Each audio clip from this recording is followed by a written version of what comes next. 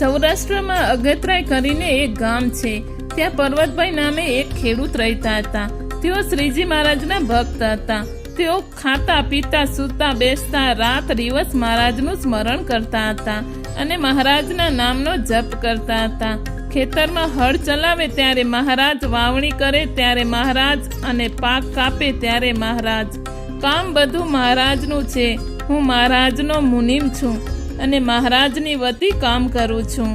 મહારાજ ઘણીવાર સભામાં પર્વતભાઈના વખાણ કરતા અને કહેતા, પર્વતભાઈ એવા ભક્ત છે કે ભગવાન માટે અને સંત માટે કંઈ જ કરવું બાકી રાખે નહીં. એવા એ ભક્ત છે.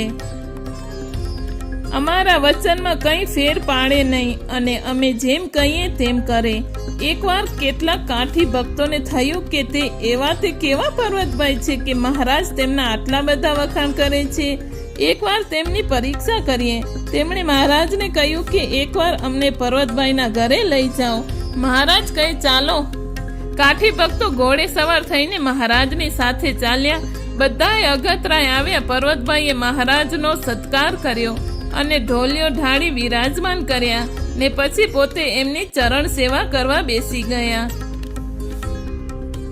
કાઠી ભક્તો એકબીજાની સામે જોઈને કહે, મહારાજ વખાણ કરતા હતા પણ આને તો હરિભક્તોની કંઈ પડી નથી. નથી આપણને પાણીનું પૂછતા કે નથી આપણા ઘોડાને ઘાસ ચંડીનું કરતા.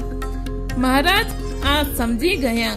તેમણે પર્વતભાઈને કહ્યું, ભક્ત આ બધા હરિભક્તો આવ્યા છે, એમને ઘોડા ક્યાં બાંધવા? એમના ઘોડા માટે ઘાસ ચંડીનું શું?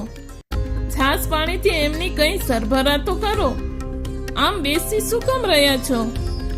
પર્વતભાઈ કહ્યું, મહારાજ શેઠની હાજરી ન હોય તો નોકર બધું સંભાળે, પણ શેઠ ઘરે આવી જાય પછી નોકરને શી ચિંતા? એમને તો શેઠની આજ્ઞા પ્રમાણે વર્તવાનું. આપ શેઠ, હું નોકર. આ બધું આપનું છે. આપ માલિક છો. શેઠ ઘરે આવી ગયા, બધું શેઠે સાંભળવાનું. કાઠી હરિભક્તો આ સાંભળતા હતા. મહારાજે તેમને કહ્યું, સાંભળ્યું? અહીં કશું પર્વતભાઈનું નથી, અમારું છે ને તમે અમારા છો. એટલે આ બધું એ તમારું છે. જેને જે રૂચે તે લે. કાઠી ભક્તો આભા બની ગયા. તેમને ખાતરી થઈ ગઈ કે મહારાજ પર્વતભાઈના વખાણ કરે છે તે અમથા નથી કરતા. અમને અમારા ઘરની, ઘોડાની અને આબરૂની ફિકર છે. પર્વતભાઈને અહીં મહારાજ સિવાય કશી ફિકર નથી. એવા પર્વતભાઈ પર્વત જેવા હતા. જય સ્વામિનારાયણ.